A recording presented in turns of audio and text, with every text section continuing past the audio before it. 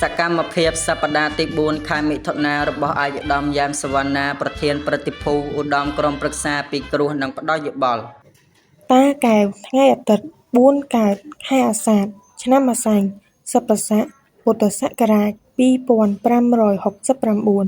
ត្រូវនឹងថ្ងៃទី29ខែមិថុនាឆ្នាំ2025ឯកឧត្តមយ៉ានសុវណ្ណាប្រធានព្រឹទ្ធិភូឧត្តមក្រុមប្រឹក្សាពិគ្រោះនិងផ្ដល់យោបល់គណបក្សហ្វ៊ុនស៊ិនប៉ិចបាននាំយកទេយ្យទានរបស់ព្រះអង្គម្ចាស់នរោត្តមចក្រាវុធជូនព្រះសង្ឃដែលគង់នៅវត្តសាគរស្ថិតនៅឃុំជ័យជោគស្រុកបុរីជលសារខេត្តតាកែវជាប់ព្រំដែនប្រទេសវៀតណាមនៅក្នុងឱកាសនេះផងដែរឯកឧត្តមបានពាំនាំនៅព្រះរាជបន្ទូលផ្ដាំផ្ញើសាកសួរសុខទុក្ខ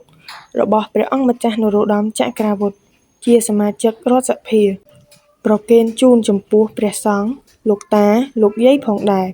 ឯកឧត្តមបានចុះជួបនឹងសំណេះសំណាលពីជីវភាពនៅមូលដ្ឋានរបស់បងប្អូនប្រជាពុទ្ធបរិស័ទ